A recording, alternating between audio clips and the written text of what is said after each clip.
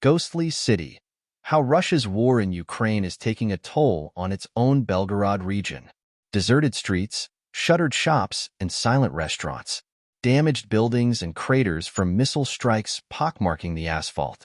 Arrows on house facades signposting the nearest bomb shelters and stock of emergency supplies. The once tranquil city of Belgorod, some 25 miles north of Russia's border with Ukraine, has been transformed into a kind of ghost town, its eerie silence interrupted by the regular wail of missile warning sirens, a reminder that the war raging in neighboring Ukraine looms ever closer. Reporting from the region is complicated by media restrictions and government control over press freedom. Many Russians are afraid to speak openly for fear of prosecution. Against that backdrop, residents of Belgorod have shared with CNN their struggle to navigate an uncertain future in the city, where everyday life has been irrevocably altered by the full-scale invasion of Ukraine launched by Russia in February 2022. Conversations were conducted by phone and audio messages. Belgorod has been the launch site for many rocket and missile attacks on Ukraine and a key military hub for Russia's invading forces.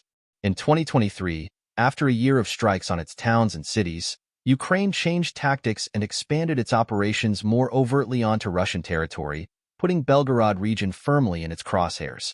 In recent weeks, the Belgorod region has been subject to almost daily shelling and drone attacks.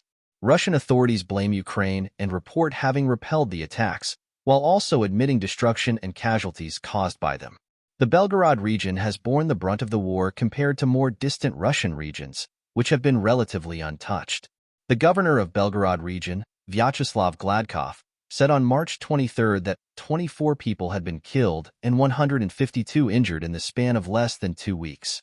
Alarmed Belgorod. At the peak of the shelling of Belgorod, Timur Kalyelin, the 36-year-old organist for the Belgorod Philharmonic, took a rollerblade ride through the city center's deserted streets to show others what it looked like. In a video titled, "Alarmed Belgorod," Kalyelin points to the sealed-off doors of shops and restaurants and the arrows leading to shelters, emergency kits, and basements where residents can take cover. Just as he reaches the central square and puts on his rollerblades, the sirens go off. Can you hear that? That's how frightening the sirens sound.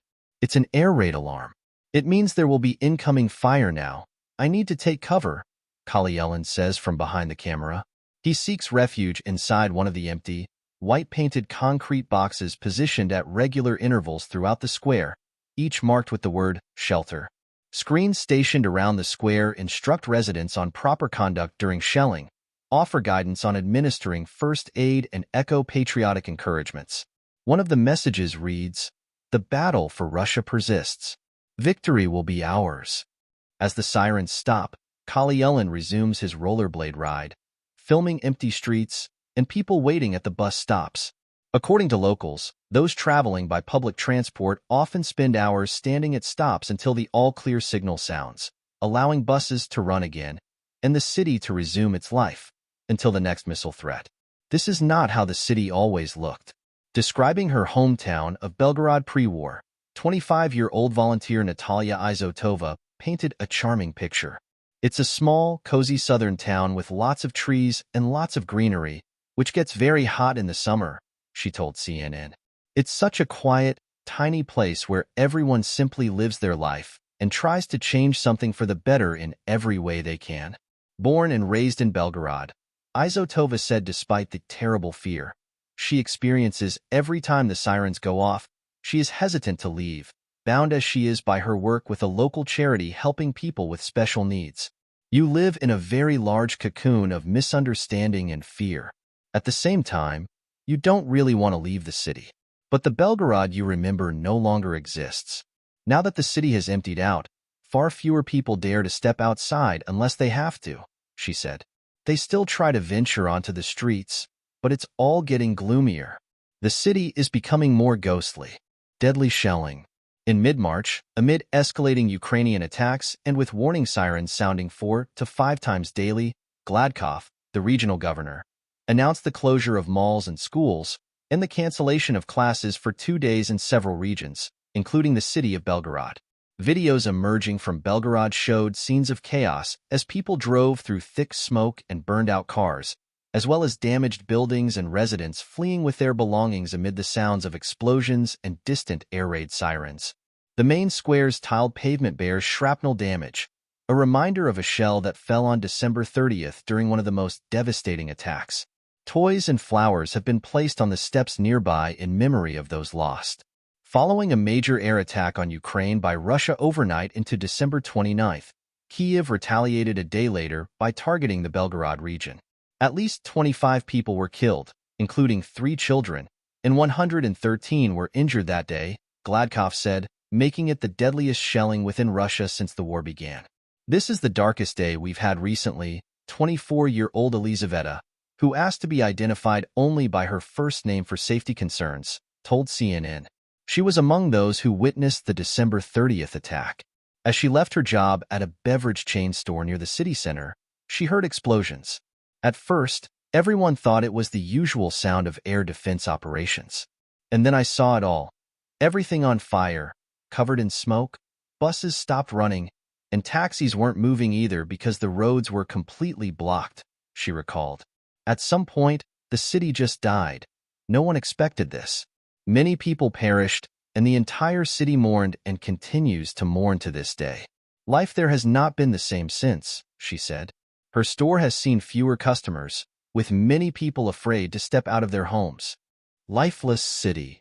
Like many others in Belgorod, Elizaveta has family in Kharkiv, across the border, with whom she has not spoken since they fell out in the first few months of the war. Kharkiv, Ukraine's second-largest city, has suffered a recent increase in Russian attacks. Here in Belgorod, many of us have relatives on both sides of the border. People from Belgorod frequently visited Kharkiv, and vice versa. It's truly disheartening to see such a rift between people who were once so closely connected, Elizaveta told CNN. I long for a return to normalcy, when people feel less fearful and regain a sense of security. The city is lifeless. Stepping out to the streets at any hour you don't see anyone or any vehicles. It's as if you're on a deserted island. Vasily, a 27-year-old human relations manager who asked only to give his first name for safety reasons, described a pervasive sense of anxiety that accompanies his fellow residents every time they set foot outside the house, the fear of shelling or missile attacks weighing heavily on their minds. By the end of March, the disruptions caused by the attacks had become so predictable that setting a morning alarm seemed redundant. You don't even need to set an alarm anymore because, like clockwork, at 8 in the morning, we're met with another shelling, another missile launch, air defense operations, or other war-related operations. Looting amid chaos. As the situation deteriorated, essential services began to falter. Shops and eateries were closing their doors, and food deliveries were becoming increasingly sporadic. Confronted with the reality of living in a conflict zone, Vasily, like many other residents, contemplated leaving the city but decided to stay because his wife is enrolled at a local university.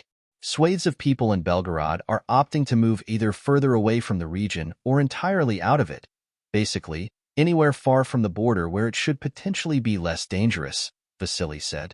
While the authorities have never ordered a general evacuation, Gladkov disclosed on March 30th that 5,000 children had been evacuated to more secure regions, including St. Petersburg, Bryansk, and Makhachkala.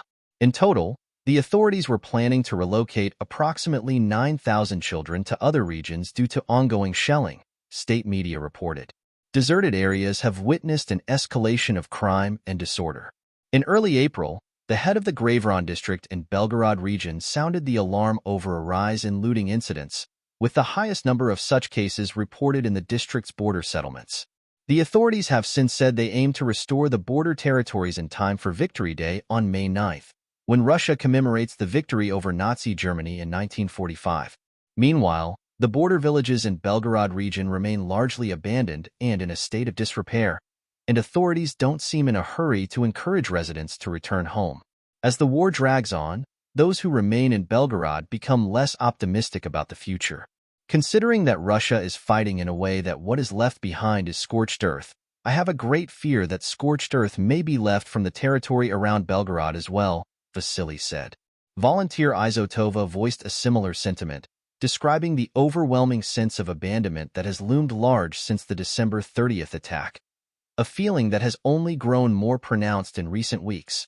In one of his latest references to the Belgorod region, Russian President Vladimir Putin expressed his appreciation and admiration for its residents' courage and pledged support to it and other border regions. Despite that assurance, according to Izotova, many residents of Belgorod still feel neglected by the media, authorities, and the broader Russian population, which appears oblivious to the war. The challenges faced by Belgorod appear to have been overlooked, she said, which in turn has led even those who oppose the war to feel that sympathy should no longer be extended only to the Ukrainian victims. While panic, fear, and uncertainty persist, people are still trying to offer help. I think our main task right now is to assist those facing hardship, both Ukrainians, suffering from the Russian aggression, and victims of the conflict within Russia, Izotova said. It is important not to remain silent or divert attention to comparisons of suffering, but rather to acknowledge the reality of war and remember who instigated it. Russia is entrenched in perpetual sorrow, experiencing it internally while also imposing it on others.